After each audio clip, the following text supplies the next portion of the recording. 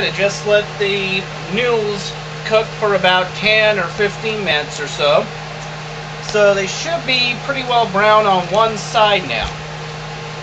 The reason I did that is, and the reason I'm adding this now, this is the cooking mirin, the sweet cooking rice seasoning, basically the cooking wine, the cooking sake with a little bit of sugar in it or corn syrup or whatnot. Basically it's sweet wine, not the stuff that's meant to drink, although I'm sure some alcoholics have tried. In any event, what I'm going to do is put this on now that I've been letting it cook for about 20 minutes or so.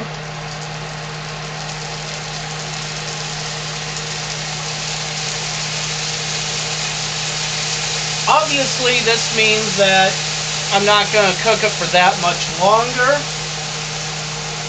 Unfortunately that's the last of my mirin. Don't worry, I have another bottle right here if I need it. Yeah, I have another bottle here, but I don't think I'll need it. In any event, the reason I put that on now is because, obviously, since there is sugar in there, I don't want to actually scorch it and get everything to get all sticky. But I want to cook it long enough to get the alcohol cooked out. And now I put the mirin on, I'm going to go ahead and try to get this turned over. Should mostly turn over like a fritter.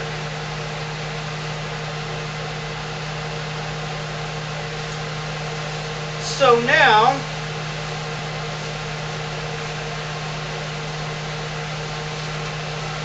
here I have a kind of a sort of a mat of noodles that have been browned on one side, and the salmon that I put on top of there is now under the mat of noodles. So the salmon is cooking and it's now browning underneath a little bit. Leave that there for a little bit, and I'm going to go ahead and take some measuring spoons here and use something called a tamari soy sauce. This is a kind of a stronger soy sauce. It's one that's brewed with wheat in it in addition to soy. That way it's actually stronger and more flavorful, basically more robust. This is more or less a traditional style of Japanese sauce, or a old world style. Basically, around the Meiji and Edo period, when soy sauce was a lot more stronger and more flavorful. It's more meant for savory foods. I'm going to take that and measure out about 1 teaspoon. Remember, it's an extra strong soy sauce, so a little goes a long way. So just 1 teaspoon.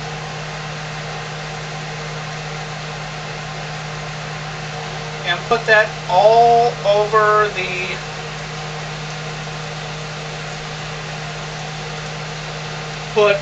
the dish, just a little at a time. Now I'm going to do something else. I'm going to do the same thing here. Here I have about 1/4 cup of mayonnaise we're using as the base for the dressing.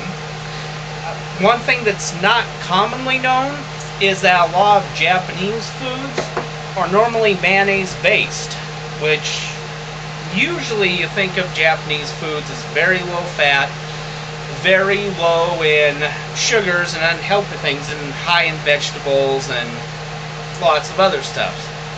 Maybe I should have added a lot more vegetables to this. Well, look at me. Do I look like I'm someone who eats healthy? I don't know. In any event, I'm going to do the same thing here. Put in 1 teaspoon of the tamari soy sauce. Remember, you only need a little bit.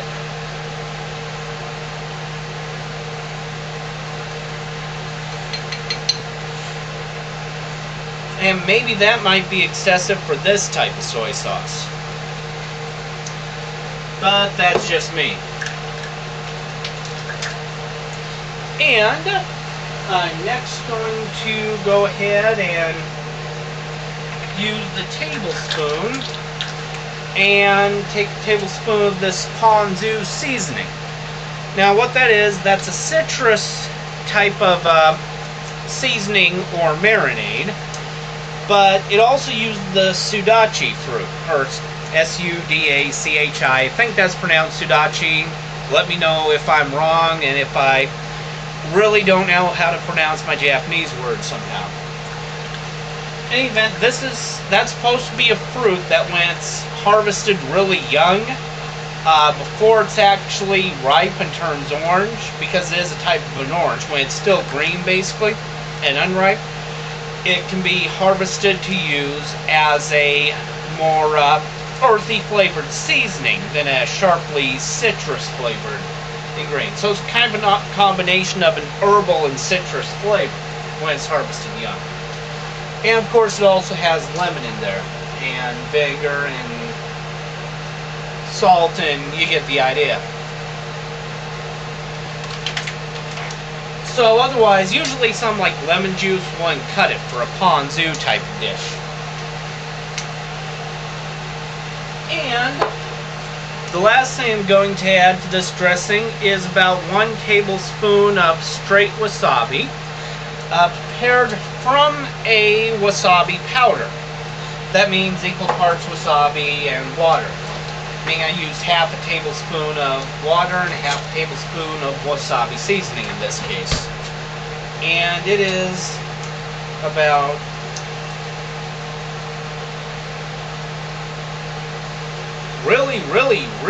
really hot.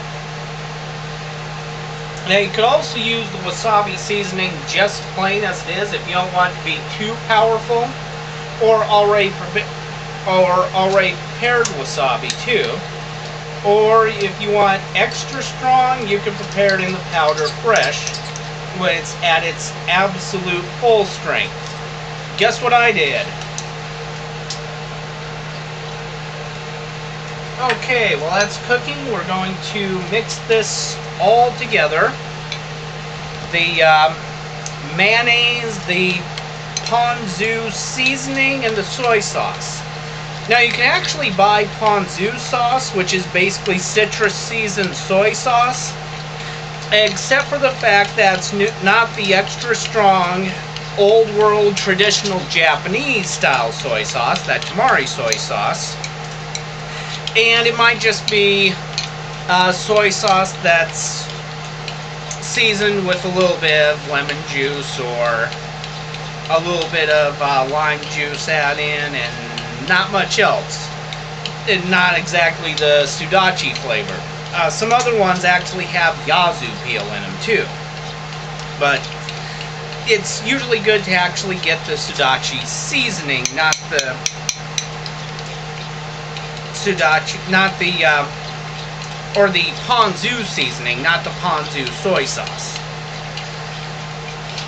So we're going to get this mixed all around here.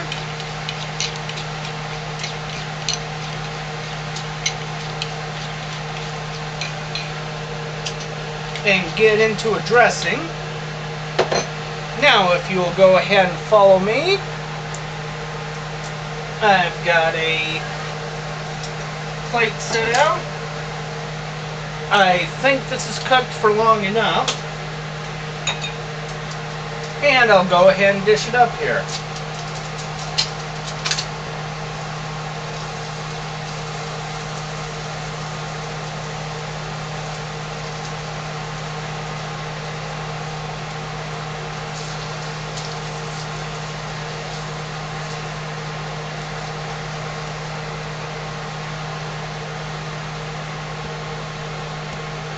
Right here. Oops.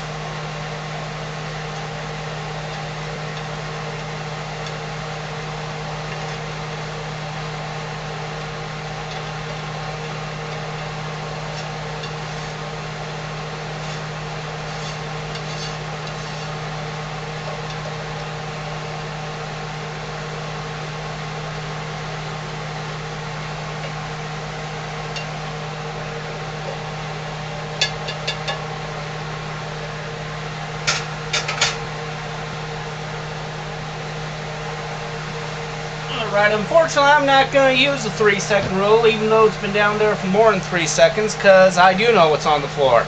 I live in a basement floor apartment, and too much dirt gets tracked in here. I'm sorry. Alright, there we have the actual dinner itself, with the actual salmon and fried noodles. Now, I'm going to go ahead and put the dressing right on top of it. Basically, it's kind of like a Japanese tartar sauce, if you will. Or Japanese style dressing, whatever you want to say it as.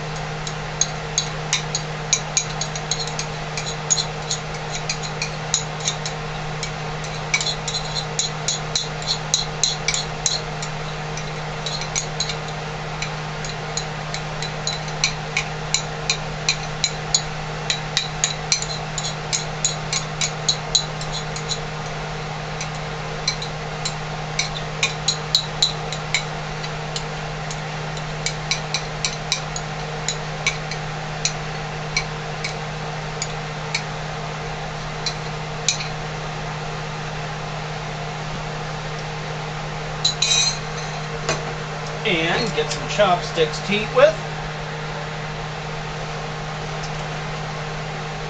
And we're all set. We have the salmon right here,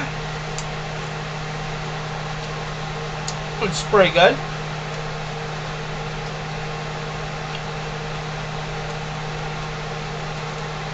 And some of the fried noodles. Fried a little bit together.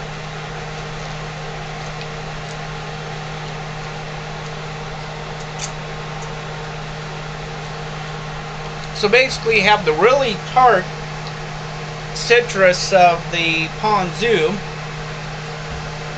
and a little bit of salty soy sauce and really sweet mirin all together. And of course it would also go good, if you'd follow me, with some loose leaf green tea. I have some of the jasmine flavored stuff. The loose leaf green tea with the jasmine flowers in it.